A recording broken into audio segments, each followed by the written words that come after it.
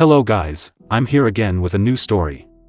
First, let's hear the story and then I will give my opinion based on the story. Here we go. What is the most disgusting thing you've ever done that you took pleasure in? My wife and I had two wonderful daughters, 13 and 10, and a pretty healthy relationship. At some point, things started to appear off. She got very clingy to her phone all of a sudden. Made sure to delete the save password feature on our common PC. Stated having phone calls that suddenly ended when I came into the room. You can probably guess what it was. Now having 15 years of marriage behind us, I was hoping it wasn't what it obviously seemed to be.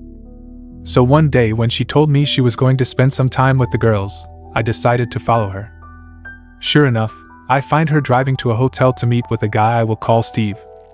To say it was a gut punch was an understatement. I literally cried for an hour straight.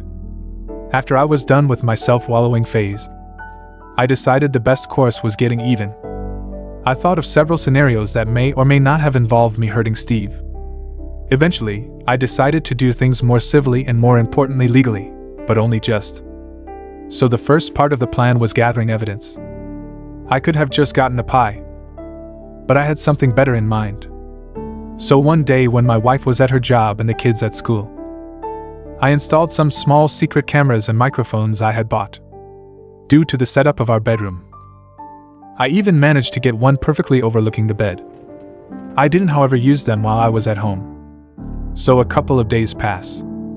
When I proposed to my wife that the second to next weekend, I should take the girls on a trip and stay a night too. I more often than not was the one cooking. I took a far more active role in raising the girls and showed them a lot more patience and attention.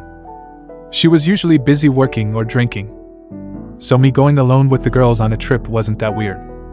So 2 weeks pass, in which time I get my affairs in order and contact a lawyer to write up a separation agreement that would involve me keeping residents in custody.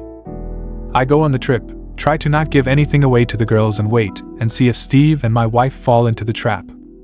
When I returned, I checked the recordings of the weekend and sure enough, it's a 36-hour fest. When they weren't doing the deed, the dialogue was something even better. I found out that Steve had a wife. But even worse, they also talked about me. And I heard the obvious character assassination that I expected about how small my PP was. An insecurity of mine, how I didn't satisfy her.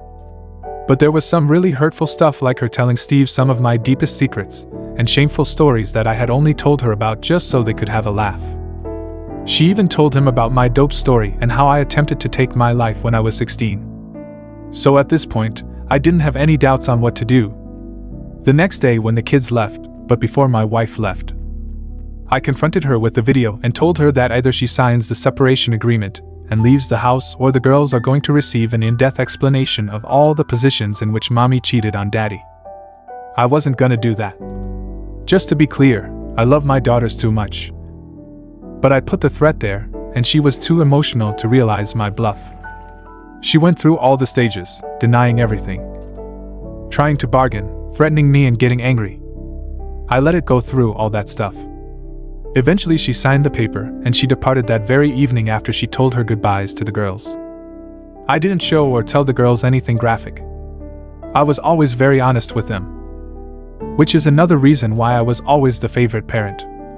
So I just said that mommy had been unfaithful. The younger took some time figuring it out, but that was made up by my older getting mightily upset. She had just gotten her first boyfriend, as I'm not sure the term really applies at that age. But she knew enough of the world to get mad big time. This would be important, that it would be custody battle, as though she did for the moment agree to give over custody. I feared. And I was right to fear that she would try and fight me for the kids. What I didn't expect was for her to use her visitation rights to talk crap about me. Basically, she started telling my younger kid about how it was all my fault for not forgiving her. Her lawyer even started demanding she receive custody. So I finally activated my revenge plan and her trip to South Carolina. Why South Carolina? Simple, Fort Sumter. I really wanted my daughters to see it. I definitely did not go there because it is one of the last places where revenge porn isn't illegal and where I could upload my wife and Steve's doings and intimate moments with no worries on the internet and other such sites, as you cannot be prosecuted for crimes that weren't illegal when and where they were committed. I especially made sure to include the clip where Steve could not get it up. I sent the links to my wife's employer, her clients, and everybody in her line of work just to be sure to Steve's wife and to his firm. Steve soon got a divorce. I feel sorry for his wife as she was an innocent victim in all of this, but I think it's better that she found out. As for my wife, this was the end of any chance to get custody. She soon got fired from her job of 8 years. I got custody. Yes, due to her being unemployed, I got no alimony, but honestly I make enough money to sustain both me and the girls.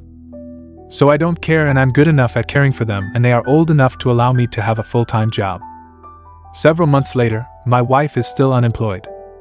Last time I spoke to her wife, she threatened to come and take my life, and how this will be revenge for ruining hers. Okay, guys, that is the story. This story is a complex and emotionally charged account of a marriage unraveling due to infidelity, revenge, and the aftermath. It's clear that the narrator's emotions went through a roller coaster of pain, anger, and vindictiveness. From an objective standpoint, it's understandable that discovering a spouse's infidelity can be incredibly painful and lead to strong emotional reactions. However, the actions the narrator took in response to the situation, particularly the revenge tactics, raise ethical concerns. While it's human to feel hurt and betrayed and to seek some form of justice or closure, using revenge as a means of achieving that is generally not considered a healthy or productive approach. The narrator's decision to secretly install cameras and microphones in their home to gather evidence, manipulate his wife into signing a separation agreement, and then publicly expose their intimate moments and personal information online can be seen as invasive, disrespectful, and potentially harmful to all parties involved. Furthermore, involving the children in this situation by using them as leverage during the confrontation and custody battle is questionable. It's important to consider the emotional well-being of the children, who may already be dealing with the trauma of their parents' separation. In the end, while the story may be viewed as a form of personal justice or vindication for the narrator, the actions taken raise ethical and moral concerns. A more constructive approach might involve seeking professional help, such as counseling or therapy, to address the emotional aftermath of infidelity and navigate the process of separation and co-parenting in a healthier and more responsible manner. Please share your thoughts in the comments section and subscribe to the channel for more. Goodbye.